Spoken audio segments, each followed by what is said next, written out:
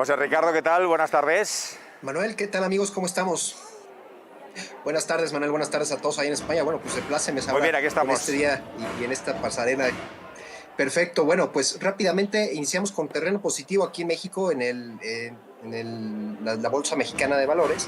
Y bueno, las principales, les comparto rápidamente la pantalla, los principales pues cotizaciones que están teniendo un alza es precisamente todo lo que son las fibras, fibra uno, la parte de sector aeroportuario, como lo es Volaris, bueno, y sobre todo la parte de comunicaciones con América Móvil, con un 2.55% arriba. Esto es muy importante resaltar porque pues después de toda esta pues movimiento que hubo los últimos días de Semana Santa a las playas, pues resalta una ligera recuperación en el sector aeroportuario. Y vaya, la parte de comunicación es importante resaltarla, esta recuperación, fibra uno, también todo lo que es con respecto a la economía. Recordemos que las fibras aquí en México son fideicomisos de administración de activos, sobre todo de inmuebles. Entonces, fibra uno pues está teniendo la alza del 3.17%. Y vaya, sin más preámbulos, mi querido Manuel, de verdad que estamos muy de plácemes con tener una invitada de lujo, por favor.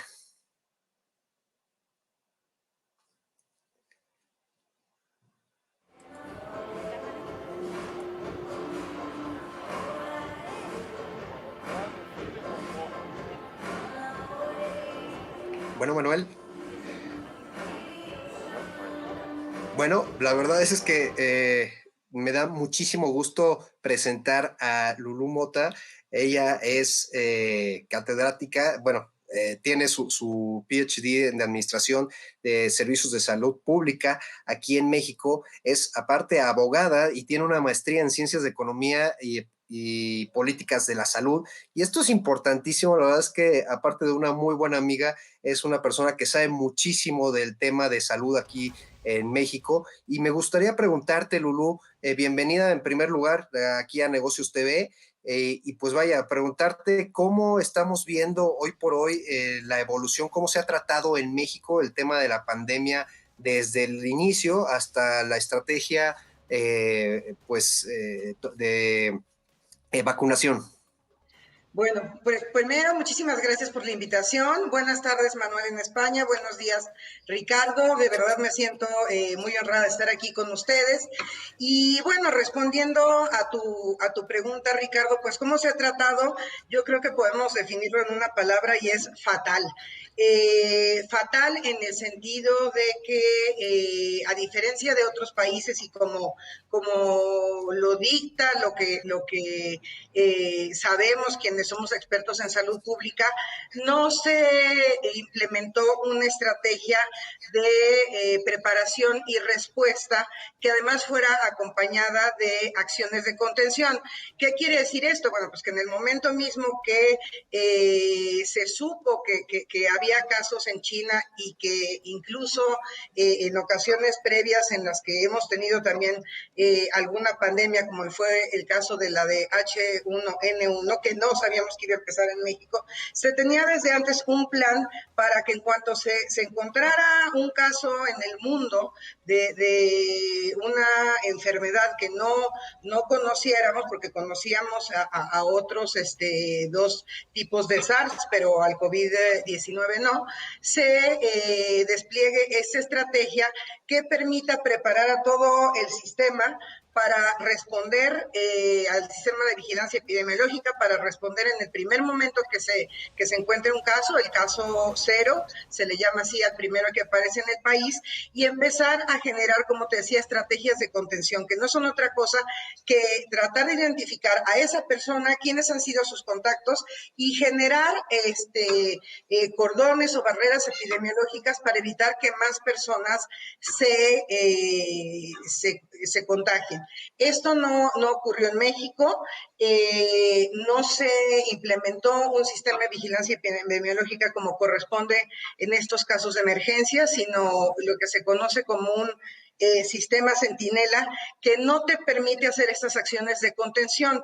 Entonces parecería como si las autoridades hubieran pensado que en algún momento dado, por alguna razón que no se puede explicar de manera científica, la propia enfermedad se iba a contener a sí misma. No, para eso se necesita desplegar muchos recursos, como te decía, estar preparados, responder.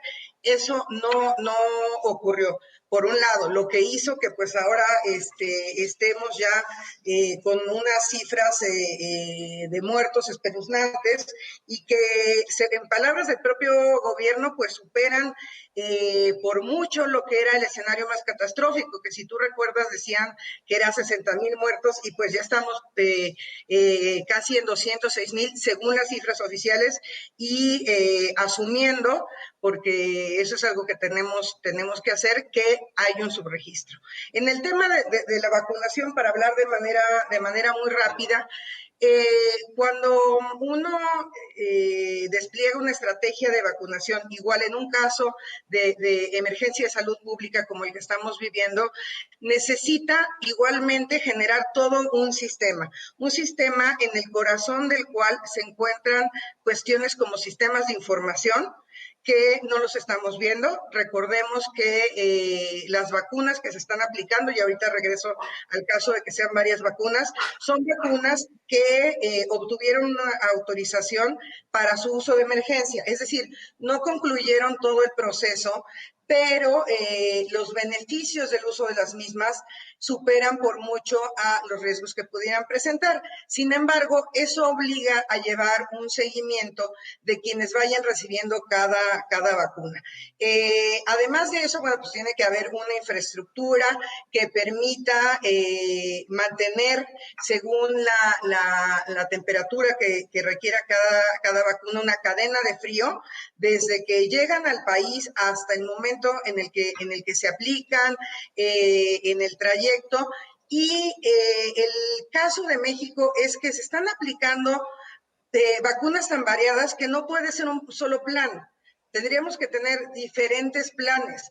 Y yo lo que estoy viendo es que por lo menos en el tema de información, pues no se están utilizando sistemas como los que hay en otros países que te permiten no solo la trazabilidad de cada dosis de vacuna, sino el seguimiento inmediato y a lo largo del tiempo de los pacientes. Entonces, yo sí tengo que decirlo con toda sinceridad, que se ha implementado una estrategia errada, que se están viendo los resultados, que sabemos que hay vacunas en el país, pero el ritmo al que se están aplicando sigue siendo muy lento y que, bueno, pues además hay mucha molestia porque ni siquiera el personal de salud público ha terminado de ser vacunado y también como lo sabes, porque ha estado en las noticias, el personal del sector privado que estuvo apoyando al gobierno atender la pandemia, pues no ha recibido su vacuna. Oye, Lulú, me gustaría tenerte nuevamente aquí con nosotros porque es un tema muy extenso y has tocado el tema de información, todo este tema de los semáforos y sobre todo los decesos que se han visto. Te hago la externa invitación para próximamente tenerte y hablar más a fondo. Y me gustaría cerrar con Manuel. Adelante, tienes una pregunta.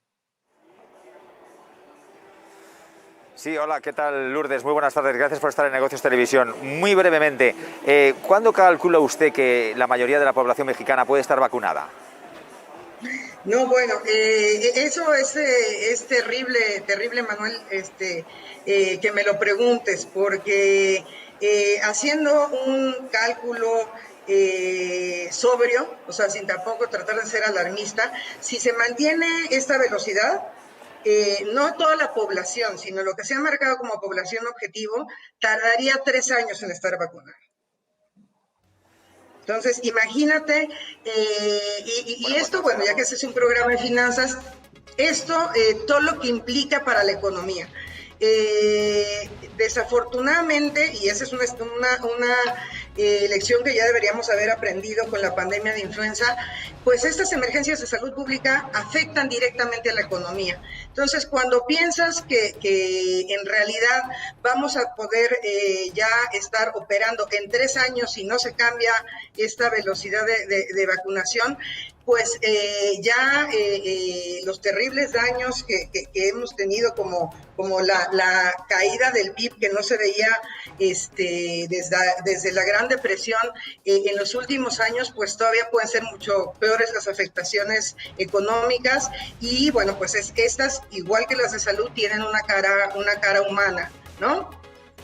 Lulú, muchísimas gracias, de verdad te hago la externa invitación a ver si puedes acompañarnos el próximo jueves para ver precisamente este impacto y sobre todo a quienes les ha pues caído de peso. Muchísimas gracias, Lulú. No, muchísimas gracias a ustedes, buenas tardes y buenos días. Buenas tardes, Manuel, nos vemos el día de mañana. Gracias, Lulú. Gracias Lourdes, gracias José Ricardo, hasta mañana.